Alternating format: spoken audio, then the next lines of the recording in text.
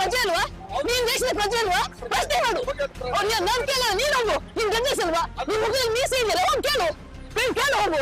ನೀನು ಪ್ರಜಾಪ್ರಭುತ್ವದ ನಾಗರಿಕರು, ಕೇಳು. ನಾನು ಇದನ್ನ ಕೇಳ್ತೀನಿ. ಅಣ್ಣ, ನಿಮ್ಗೆ ಇಷ್ಟು ಗಂಟೆ ಬಾರ್ ಓಪನ್ ಮಾಡಕ್ಕೆ ಯಾರು ಅವಕಾಶ ಕೊಟ್ಟಿದ್ದು? 6:30 ಆಗಿದೆ ಗಂಟೆ. ಬರೀ 6:30. ನೀವೀಗ ಟೈಮ್ ನೋಡಿ, ಟೈಮ್ ನೋಡಿ. ಗಂಟೆ 6:30 ಆಗಿದ್ದು, ಆದ್ರೆ 6:30ಗೆ ಇವರು ಬಾರನ್ನ ಓಪನ್ ಮಾಡಿ ಕೂತಿದ್ದಾರೆ. ಕೂಲಿ ಕಾರ್ಮಿಕರು ಬೆಂಗಳೂರಿಗೆ ನೋಡಿ, ಈ ತಾತಪ್ಪ ಒಂದು 100 ರೂಪಾಯಿ ದುಡಿತಾರೆ, ಅದನ್ನ ಕುಡಿತಾರೆ. ಬೆಳಗ್ಗೆ 6:30ಗೆ ಅಬಕಾರಿ ನೀತಿಯನ್ನ ಕಾಲಕಸ ಮಾಡಿ, ಏನ್ ನಿಮಗೆ ಯಾವ ನೀತಿ ಇಲ್ವಾ? ಯಾವ ರೂಲ್ಸ್ ಅಂಡ್ ರೆಗ್ಯುಲೇಷನ್ಸ್ ಇಲ್ವಾ? ಈ ರೀತಿ 10 ಗಂಟೆಗೆ ಓಪನ್ ಆಗದ ಬಾರನ್ನ 4 ಗಂಟೆ ಮುಂಜಾನೆ 4 ಗಂಟೆಗೆ ಓಪನ್ ಮಾಡ್ಕೊಂಡು ಜನರನ್ನ ಕುಡಿಸ್ತಾರಂತಂದ್ರೆ, ಇಲ್ಲಿ ಕೂಲಿ ಕಾರ್ಮಿಕರು, ಬಡವರು, ಇವರು ಒಂದು ತುತ್ತು ಊಟ. ಬೆಂಗಳೂರಿಂದ ಇವರೊಬ್ರು ನೋಡಿ ಬಂದು ಎಂಟ್ರಿ ಆಗಿದಾರಷ್ಟೇ, ಬಸ್ ಇಂದ ಇಳಿದು ಬಾರಿಗೆ ಎಂಟ್ರಿ ಆಗ್ಬೇಕು. ಅಲ್ಲ ರೀ, ಇವ್ರು ಈ ರೀತಿ ಒಂದು ಹಣ ಮಾಡ್ಬೇಕಾ? ಜನರನ್ನ ಕುಡಿಸಿ ಸರ್ಕಾರ ನಡೆಸ್ತೀರ, ಓಕೆ. ಆದ್ರೆ ಮುಂಜಾನೆ 4 ಗಂಟೆಗೆ ಓಪನ್ ಮಾಡಿ ಈ ರೀತಿ ಒಂದು ನಡೆಸ್ತೀರಂದ್ರೆ ಇದು ಯಾವ ನೀತಿ? ಅಬಕಾರಿ ಅಧಿಕಾರಿಗಳು ಏನ್ ಇಲ್ವೇ ಇಲ್ವಾ? ಸತ್ತೇ ಹೋಗ್ಬಿಟ್ಟಿದಾರ? ಇವರಿಗೆ ಲಂಚ ಸಿಗುತ್ತಂದ್ರೆ ಜನರನ್ನ ಕುಡಿಸಿ ಕೊಂದು ಇವರು ಸರ್ಕಾರ ನಡೆಸ್ಬೇಕಾ? Shame Shem.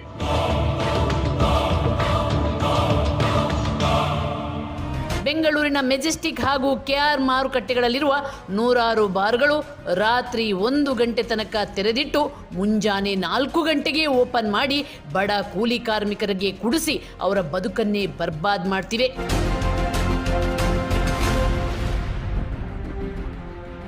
ದುಡ್ಡಿಗಾಗಿ ಈ ಬಾರ್ ಮಾಲೀಕರು ಮಾಡುತ್ತಿರುವ ಅಕ್ರಮದ ವಿರುದ್ಧ ವಿಜಯ ಟೈಮ್ಸ್ನ ಕವರ್ ಸ್ಟೋರಿ ತಂಡ ಜೀವ ಬೆದರಿಕೆಗೆ ಜಗ್ಗದೆ ಹೋರಾಟ ಆರಂಭಿಸಿದೆ.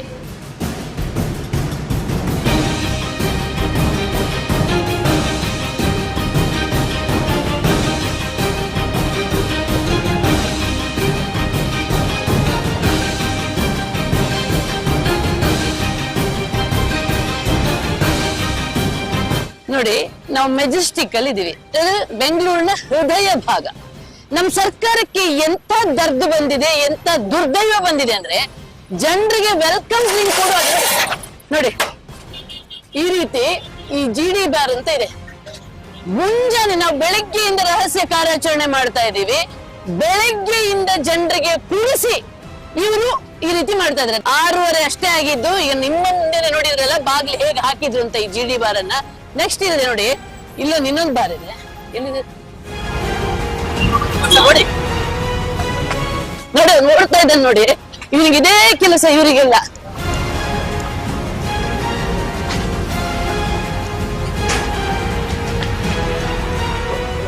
ನೋಡಿ, ಇದು ಅಷ್ಟೇ ನೋಡಿ.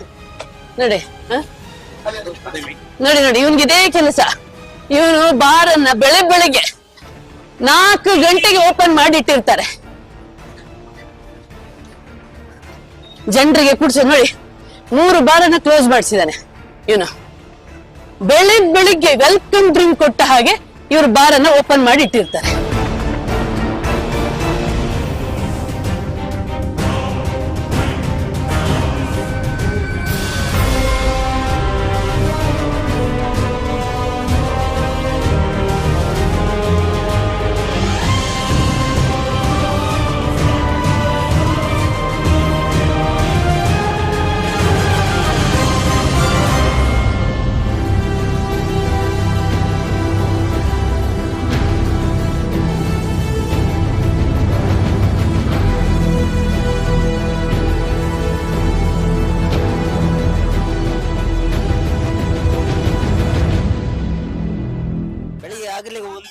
ಈಗ ಒಂದು 90ಗೆ 70 ರೂಪಾಯಿ ತಗೊಂಡಿದ್ದಾರೆ. 140 ರೂಪಾಯಿ ಹೋಯ್ತು ಸರ್. ಇನ್ನ ಚಾ ಸಮಸ್ಯೆ ಕುಡಿದಿಲ್ಲ, ನಾಷ್ಟ ಮಾಡಿಲ್ಲ, ಚಾ ಕುಡುದಿಲ್ಲ, ನಾಷ್ಟ ಮಾಡುದಿಲ್ಲ. ಅವ್ರ ದೇಹ ನೋಡಿ ಇನ್ನೊಂದು ಹೇಗಿದೆ. ಸತ್ಯವನ್ನ ಒಪ್ತಾರೆ ಅಂದ್ರೆ ದೇವ್ರು ಒಳಗೆ ಹೋದ್ಮೇಲೆ ಸತ್ಯ ಹೊರಗೆ ಬರುತ್ತಂತೆ. ನೋಡಿ, ಇವ್ರ ಬಾಯಲ್ಲೇ ಸತ್ಯ ಬರ್ತಾ ಇದೆ. ಸತ್ಯ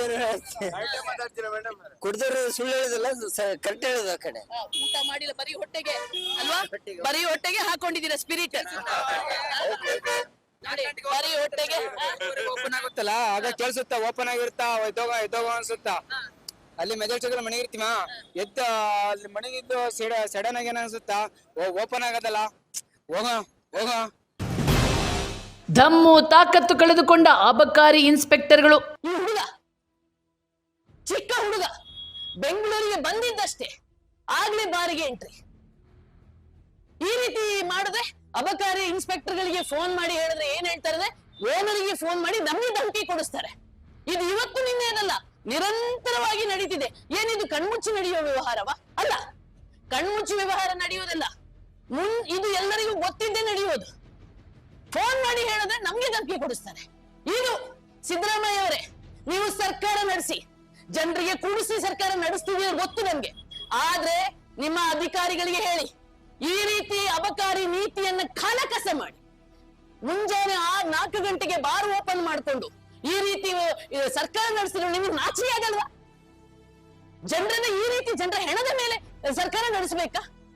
ಈ ರೀತಿ ಮುಂಜಾನೆ 4 ಗಂಟೆಗೆ ಕಾಮಿಡಿ ಅಂದ್ರೆ ಇಲ್ಲೇ ಮೆಜೆಸ್ಟಿಕ್ ಬಸ್ ಸ್ಟ್ಯಾಂಡ್ ಇದೆ, ಜನ ಇಳಿತಾರೆ, ವೆಲ್ಕಮ್ ಡ್ರಿಂಕ್ ಕೊಟ್ಟ ಹಾಗೆ ಇವರು ಮದ್ಯನ ಕೊಡಿಸ್ತಾರೆ, ಸಾರಾಯನ ಕೊಡಿಸ್ತಾರೆ. ಸಣ್ಣ ಸಣ್ಣ ಮಕ್ಕಳು, ಕೂಲಿ ಕಾರ್ಮಿಕರು, ಬೇರೆ ಯಾರು ಬರೋದಿಲ್ಲ, ಕೂಲಿ ಕಾರ್ಮಿಕರು ದುಡಿತಾರೆ. ಆ 100 ರೂಪಾಯಿನ ತಗೊಂಡು ಬಂದು ಇಲ್ಲಿ ಇವರ ಅಂಗಡಿಗೆ ಹಾಕ್ಬಿಡ್ತಾರೆ. ಹಾಕಿ ಅವರ ಮನೆ ಮಠ ಬರ್ಬಾದ್ ಆಗೋದಲ್ಲದೆ ಆರೋಗ್ಯನೂ ಹಾಳು ಮಾಡ್ಕೊಳ್ತಾರೆ. ಬೇಕಾ ಇಂತ ಜೀವನ? ಶೂಟಿಂಗ್ ಹೋಯ್ತೀನಿ, ಶೂಟಿಂಗ್ ಹೋಗಿ ಬಂದ್ಬಿಟ್ರೆ ಏನು ಮಾಡಲ್ಲ, ಊಟಕ್ಕೆ ಮಾತ್ರ 30 ರೂಪಾಯಿ ಮಡಿಕತ್ತೀವಿ, ಮಿಕ್ಕಿದ್ದೆಲ್ಲ ಎಣ್ಣೆಗೆ. ಮನೆಗೂ ಕೊಡಲ್ಲ, ಏನು ಇಲ್ಲ ಮೇಡಮ್, ಇವರೇ ಸತ್ಯ ಹೇಳ್ತೀನಿ. ನಮ್ದು ಚಾಮರಾಜೇಶ್ವರಿ ಹತ್ರ ಮೈಸೂರು ಆಯ್ತಾ, ಮೈಸೂರು ಚಾಮರಾಜ ಅಲ್ಲಿಂದ ದೂರ ಬಿಟ್ಟು ಬಂದಿದ್ದೀರಾ? ನಮ್ ಲೈಫ್ ಅಲ್ಲಿ ಏನೋ ಒಂದು ಇದೆ ಅನ್ಕ ಬಂದು ಇಲ್ಲಿ ನೋಡಿದ್ರೆ ಆಗಿಲ್ಲ. ನೋಡಿ, ಇದು ಒಬ್ಬೊಬ್ಬರು ಒಂದೊಂದು ಕತೆಗಳು ಅಲ್ವಾ ಸರ್? ಈ ರೀತಿ ಗುಡಿಸಿ ಮಾಡೋದು ಒಳ್ಳೇದಾ? ಅಲ್ಲ, ಅವ್ರ ತಿಳ್ಕೊಬೇಕು, ಹೇಳೋದಲ್ಲ. ಬೆಳೆ 5 ಗಂಟೆ ಬಂದು ಕುಡಿಯೋದು ಯಾರು ಹೇಳಲ್ಲ, ಮಾಡಲ್ಲ. ನಮ್ ಬುದ್ಧಿ ನಮ್ಮಲ್ಲಿ ಇರ್ಬೇಕು ಪುಷ್ಟಾಗಿ. ಅದ್ರದ್ದು ಆಕರ್ಷಣೆ ಅಂತ ಇರುತ್ತೆ, ಆದ್ರೆ ನಿಯಮ ಅಂತ ಇರುತ್ತೆ. ಹೌದೌದು, ತೆಗಿಬಾರ್ದು.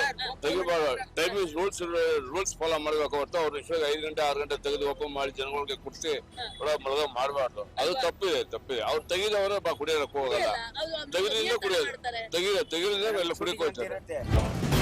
ಸತ್ಯ ಹೇಳಿದ್ರೆ ರೌಡಿಸಂ ಮಾಡ್ತಾರೆ. ನಾನು ತೆಗಿತೀನಿ ಮತ್ತೆ ಮುಚ್ಕೊಂಡು ಹೋಗು. ಮತ್ತೆ ಇನ್ನೇನ್ ಮಾತಾಡ್ತೀಯ ನನ್ನ ಹತ್ರ? ನೀನಂತವ್ನ ಎಷ್ಟೋ ಜನ ನೋಡಿ ಬಂದಿದ್ದೀನಿ.